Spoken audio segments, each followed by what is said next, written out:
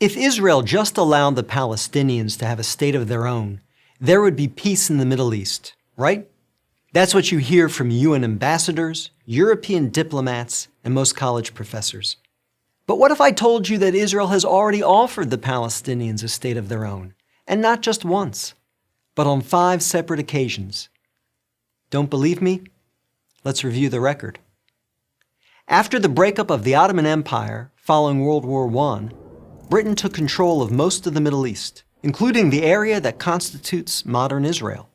17 years later, in 1936, the Arabs rebelled against the British and against their Jewish neighbors.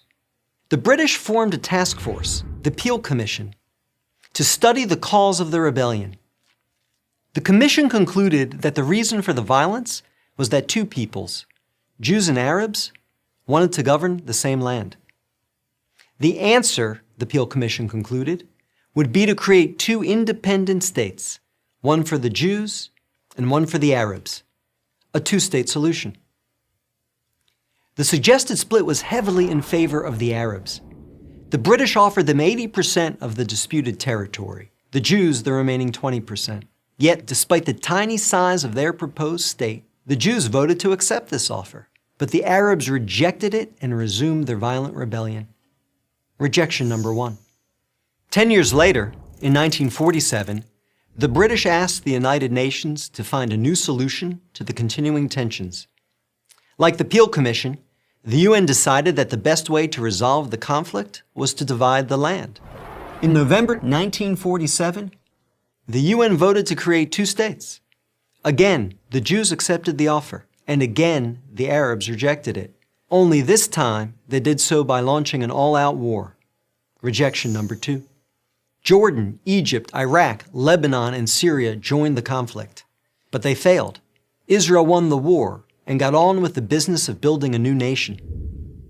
Most of the land set aside by the UN for an Arab state, the West Bank and East Jerusalem, became occupied territory, occupied not by Israel, but by Jordan. 20 years later, in 1967, the Arabs, led this time by Egypt and joined by Syria and Jordan, once again sought to destroy the Jewish state. The 1967 conflict, known as the Six-Day War, ended in a stunning victory for Israel. Jerusalem and the West Bank, as well as the area known as the Gaza Strip, fell into Israel's hands. The government split over what to do with this new territory. Half wanted to return the West Bank to Jordan and Gaza to Egypt in exchange for peace. The other half wanted to give it to the region's Arabs, who had begun referring to themselves as the Palestinians, in the hope that they would ultimately build their own state there. Neither initiative got very far.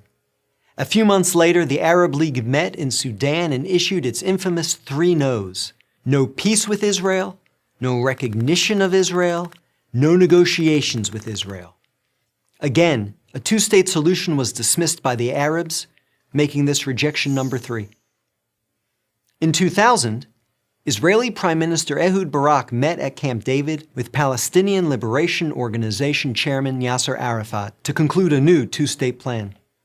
Barak offered Arafat a Palestinian state in all of Gaza and 94% of the West Bank, with East Jerusalem as its capital. But the Palestinian leader rejected the offer. In the words of U.S. President Bill Clinton, Arafat was here 14 days and said no to everything.